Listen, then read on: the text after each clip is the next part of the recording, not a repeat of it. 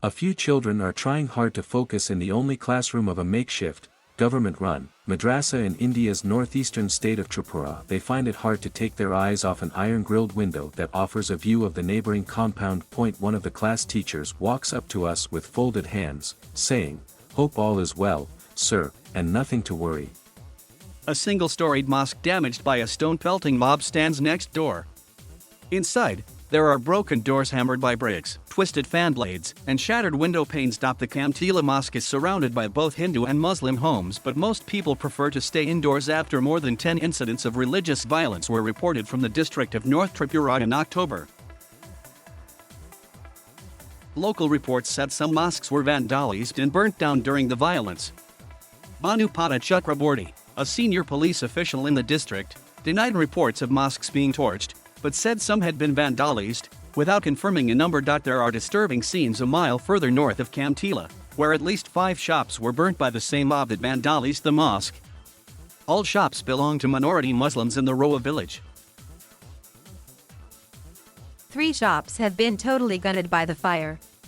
Amaruddin, who owns one of them, has fallen back on his savings to sustain a family of 5.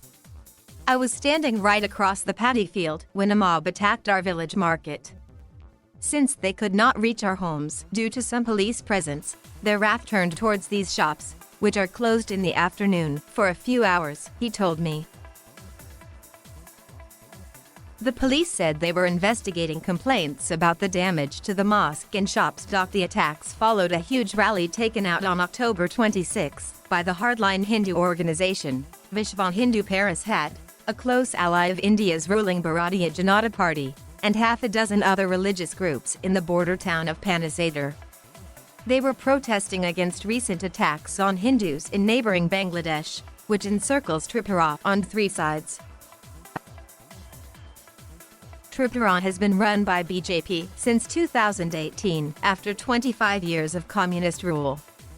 The opposition has blamed the ruling party of trying to mix religion with politics to win elections, an allegation the BJP strongly denies. I feel minority Muslims are safer under our government. We are closely knit communities, and whatever happened is unfortunate. Our political opponents try to defame PM Narendra Modi since we are part of 7 ruling governments in the northeast. Biswabundasan, Deputy Speaker of Tripura's Legislative Assembly and a BJP legislator from North Tripura, told me.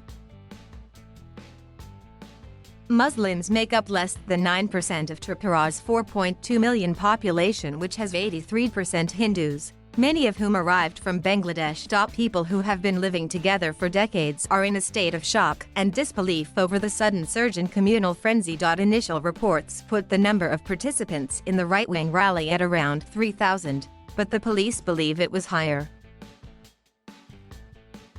Around 10,000 people took part in the rally, and both Hindus and Muslims have accused each other of undue provocation, which is being investigated. After the mosque and shops were vandalized in Panasadar, Muslims took out a procession in protest late at night, said Mr. Chakraborty. Not far from Panasadar lies Kadamtala town, which borders the state of Assam.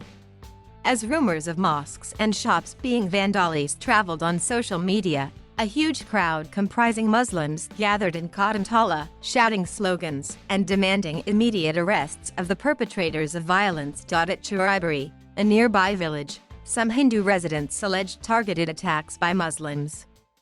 The Saha family, living in a 2-storied house, showed us mobile phone videos of a small crowd throwing stones and damaging their 2 parked cars. Sonali Sahat, 18, says she has been unable to sleep properly since then. I was studying around 10 at night when this mob arrived and threw stones and glass bottles. They were gone within 10 to 15 minutes, but I was really scared as my mother scurried to lock all doors and windows, she told me. Islamuddin, the local lawmaker from the opposition Communist Party of India, said that the unprecedented violence had scarred both Hindus and Muslims. Sustained efforts will be needed to heal them, he added. A few weeks after the incident, Tripura state government detained 2 women journalists for spreading communal disharmony, but they were granted bail by a court. BJP leaders, however, denied any agenda to curtail free speech and journalism. We believe in fairness of journalism and certainly never tried to curtail their independence. It's all propaganda by some sections of the media against us, said Mr. Senator. As of now, life in the state appears to be limping back to normalcy, but anxieties remain over the future. It has been difficult for us and kind of unbelievable, too. But we are rebuilding our lives again, hoping this won't happen ever again, said 34-year-old Amir Hussein, whose shop was partially damaged by the mob.